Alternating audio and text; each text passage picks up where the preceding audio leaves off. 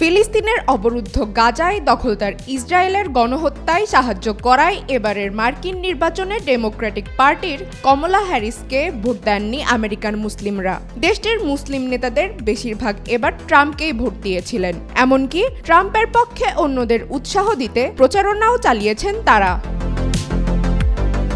বলা হচ্ছে শুধুমাত্র মুসলিমদের ভোটের কারণেই মিশিগানে জয় পেয়েছেন ট্রাম্প।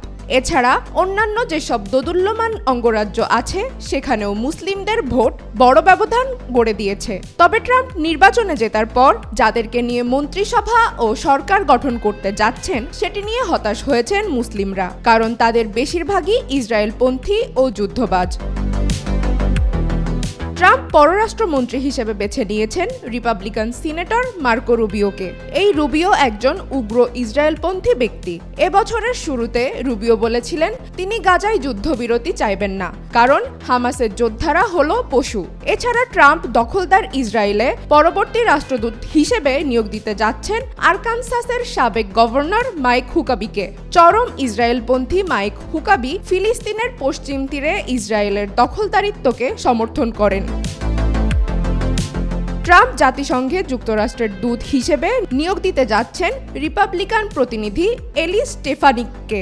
এই ব্যক্তি কয়েকদিন আগে জাতিসংঘকে ইহুদি বিদ্বেষী হিসেবে অভিহিত করেছিলেন, কারণ জাতিসংঘ গাজায় হাজার হাজার মানুষের মৃত্যুর নিন্দা জানিয়েছিল। মুসলিম ভোটাররা আশা করেছিল ট্রাম্প মন্ত্রিসভায় এমন ব্যক্তিদের নেবেন যারা শান্তির জন্য কাজ করবেন, কিন্তু এ ধরনের কোনো আলামতই দেখা যাচ্ছে না। অনেকেই বলছেন ট্রাম্পের মন্ত্রিসভা নব্য রক্ষণশীল এবং অতি ইসরায়েলপন্থী যুদ্ধবাজ দিয়ে ভরা। এটিকে শান্তিবাদী ও যুদ্ধবিরোধী মানুষের কাছে প্রেসিডেন্ট ট্রাম্পের একটি ব্যর্থতা হিসেবেও মনে করছেন অনেকে। চন্দ্রিকা মজুমদার, আজকাল।